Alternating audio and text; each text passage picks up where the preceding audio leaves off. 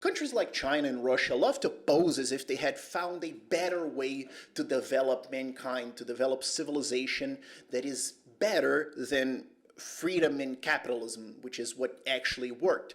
But recent events such as the BRICS meeting in Brazil, the Israel war against Iran, the Russian war of invasion against Ukraine, and let's throw in also the sanctions legislation that Trump is promising to pass, and we will see, but to sanction countries that do commerce with Russia. All of this exposed these countries, these authoritarian countries of BRICS, and just the underdeveloped and socialistic tendencies countries in the world. It just exposed them as poor countries that will not stand up to each other, and that in the end would love to continue doing trade, doing commerce, and feeding off the West and the values of freedom, private property, due process of law, and everything else, capitalism and freedom and Western civilization that they so hate. They love to pose as if they have found something better, but when they're proposed to go on their own, they don't want to. And I find it amazing that a lot of people fell for that BRICS propaganda that they're going to be the next amazing thing, that they're going to develop, that they're going to be superpowers, and look, no. First of all, BRICS. Nobody cared that a BRICS meeting happened in Brazil. China didn't care. Like, Xi Jinping didn't come here to Brazil to attend the meeting, all right? Putin didn't come because he would be arrested for kidnapping children in Ukraine.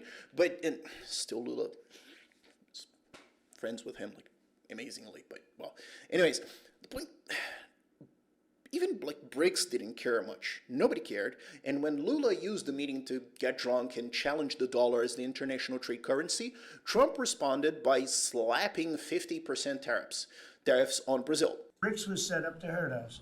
BRICS was set up to degenerate our dollar and take our dollar as the standard, take it off as the standard.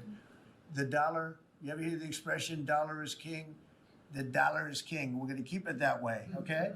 And what was BRICS' reply to this, all right? Because people don't really know what BRICS is supposed to be, and I often feel like BRICS countries also don't know what BRICS is supposed to be, but you would imagine that at the very least, you know, in the list of things would be standing up for each other when another country attacks us diplomatically or economically or generally in tariffs or like this.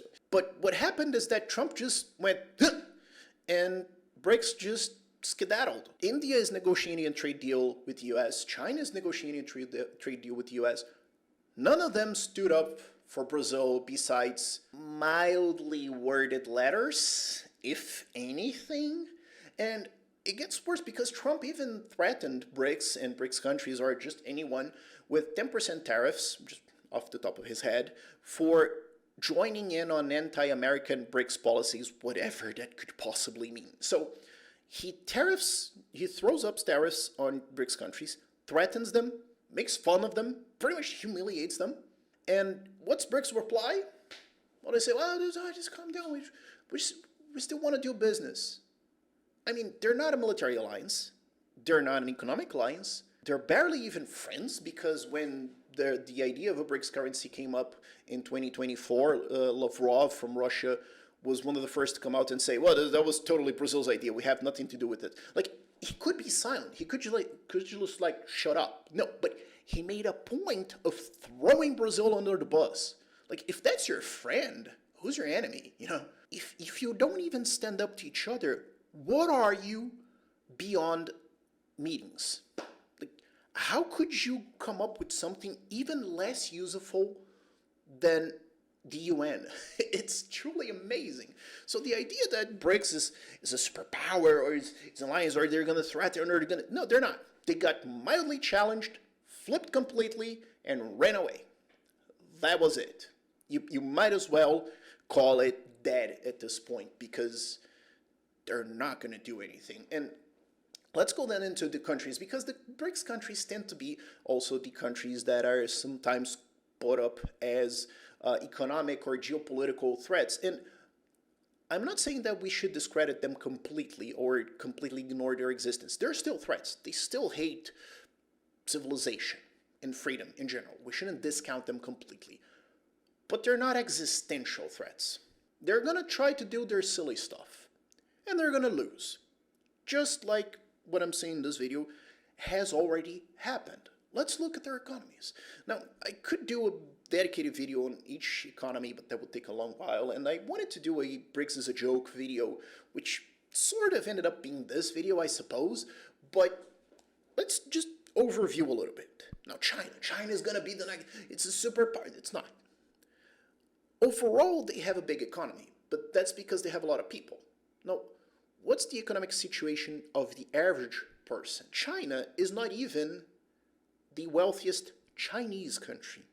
There are Chinese majorities in Macau, Hong Kong, Taiwan, and Singapore.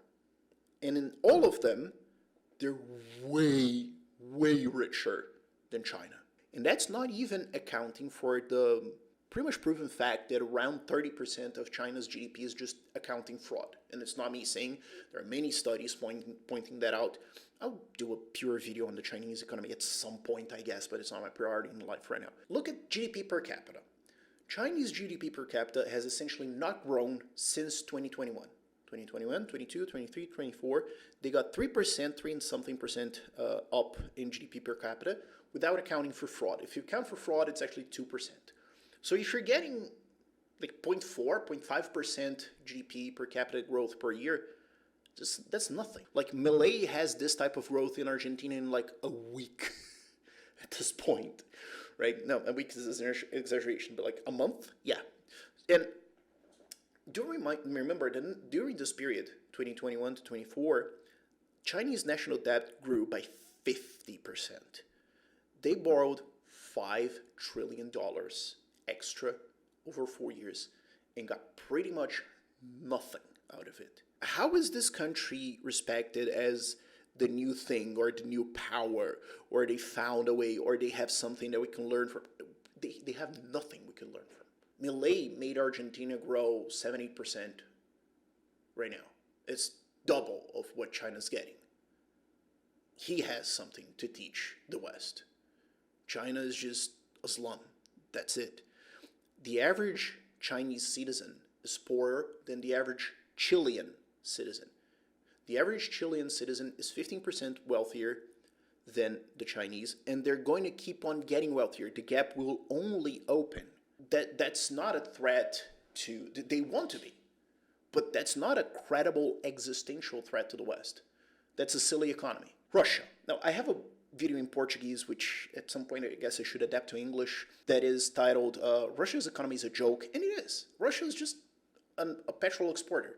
That's it. They export oil, diesel, maybe like some fertilizers, which comes from the oil, diesel industry and gas industry, and that's it. They cannot win a war against Ukraine. I mean, yes, they are destroying and they are killing. Yes, they are doing a lot of damage.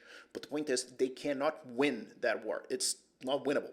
They cannot pose a credible threat to Europe. Now, that doesn't mean that Europe should disarm.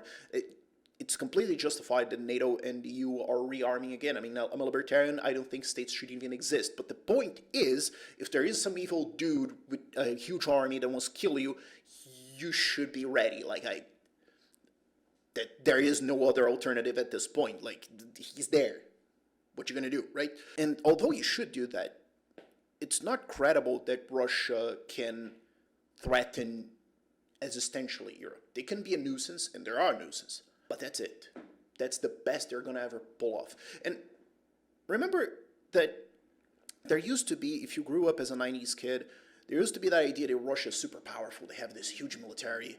They have the Su-57 and Felon bling, and nothing, none of that panned out. I remember like seeing the propaganda from the Moscow when I was a teenager, I guess, something like that. And it's now in the bottom of the sea.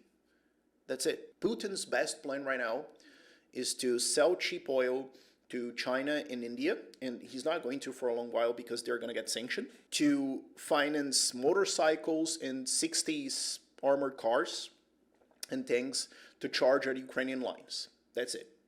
If he had a better plan, he would use it. And when the war ends, more people are going to leave. Like, they lost 1 million people to immigration before the war, in the decade or so before the war, and those are the brightest and most productive minds of Russia. That's not the average citizen. They lost 1 million soldiers during the war, which is the average citizen, and they're probably going to lose 1 million more people after war ends, because people are just going to be, okay, now we can leave. All right, so let's just book it, right? If you're a productive, male that can sell your services in other countries, why would you stay in Russia? And their long-term prospects are depending on Chinese capital to maintain yourself. That's the best that he could pull off. The idea that Russia figured out something that they're, you always see those overview videos of the buildings in Moscow, and there are skyscrapers. They're mostly empty. And when you zoom out, it's it's a huge slum with those buildings in the middle. Now I get why the frame is like this and not like that. It makes sense. It's there was this huge protest, and the photo was like this. Could you zoom out? I have questions. Brazil's slowly going broke. That's it. And Brazil is only mildly relevant internationally because of ag exports. We have soy and meat. That's it. The rest of the countries are just memes, except India. And that brings us to India. India is the only democracy in this bloc, and in fact is the exception of what I'm saying, because it's the only country here that is not authoritarian. They have their problems, they have their corruption, all right, but it's not a dictatorship, all right, that's my point. And they're not posing, they're not blustering, they're just doing their thing. In fact, a lot of people are not even aware that they're doing their thing. A lot of people are not even aware that they are the fastest growing country in the world, and they will remain so. People still think that it's just the broke-ass country that they were 30 years ago. And still, they have a lot of poverty, they have a lot of problems. But when you have 7 or 8% growth, actual growth, per year, wait 20, 30 years, and you're going to see. That's what's going to happen there. And the point is, India's and BRICS, it almost feels like that they're there just because of the vibes. Because Modi is there, and then he comes to the BRICS meeting in Brazil, but he stops to visit Javier Milei. So he's talking with the libertarian, anarcho-capitalist with a chainsaw, and then with the authoritarian group, it's how many events can I go in a month? It's are you trying to just fill up your passport? It looks like a side quest almost, You can't say that they're committed to this, and they're not, saying that they're finding a new way to overcome capitalism in the West. If anything else, they're doing a lot of efforts to be friends with the West. It almost feels like at some point they're going to pull something out of Italy's book and just flip sides. But we shouldn't be scared, and much less should we be inspired or moved to invest in those countries. Let me just go to Israel's war against Iran. Warfront did a video about this recently, which prompted this argument. Israel just decided that they're just going to shift delete the entire military structure of Iran, and China, Russia, North Korea, all of their supposed allies, friends, suppliers, whatever, they just shut up and watch. They did absolutely nothing. Yes, those countries are evil. Yes, those countries want to prop up authoritarian regimes throughout the world. I've done a video about Chinese debt diplomacy. But when push comes to shove, they're not going to do shit. The reality is they're just parasites. They are economic parasites in the sense that they're rejecting what made the West be rich and prosperous, not only economically, but culturally, technologically, to be a safer, far safer region in the world, which is what I said before: private property, liberty, due process of law, institutions, freedom of the people, freedom of association, and the value of the individual. And of course, you have many other things that are important there, but you get my point. Capitalism, the Western society, what conservatives should be carrying to conserve, they reject those countries. They reject these ideas. They reject these values. And yet, they trade with these countries. They're not willing to go on their own. Trump exposed this when he proposed the tariffs. And note, I think the tariffs are completely economically illiterate. They make no sense. They're not a good idea. But the fact is, they happened. And you can read the tariffs as if Trump is saying, look, if you hate us so much, then why don't you just go on your own? If you hate the West, you hate our values, you hate all of this. I'm not saying he's saying this, but you could think of it this way, all right? Why don't you just do your thing? You hate what we are, and you think you're better, so prove it. And the countries will, no, we still want to trade. We still want to, be with you guys. We just hate you. We just, hate, democracies and freedom of expression and private property and capitalism in general. And we think you should all, die. But other than that, could you please give us money and jobs? Because China is only something because they had, and they don't have this anymore, really cheap labor. That's why a lot of factories went there. And that's why a lot of factories are now leaving China to go to countries like Indonesia, where there's now cheap labor there. Because the Chinese labor is now more expensive than the Brazilian one, for instance. If the other countries of the world were not rich, China would not have grown what they grew. They only grew by being the world's factory to export to other people because they were not rich enough to buy it themselves. So if they were to be cut off and let loose, and I'm not proposing that, that would be bad. But the point is, and yes, the US would suffer from that. The West in general would suffer from that. But China would suffer a lot more from that. And they know it. Which is why they keep this parasitic relationship. And that's what Trump exposed. And that's what these recent events exposed. That's what the Iran war exposed, the Russian invasion of Ukraine exposed.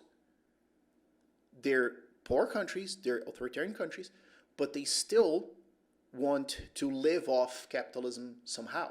It's kind of like the revolutionary teenager that hates capitalism and is a complete militant and is living on his mother's basement and doesn't really work in.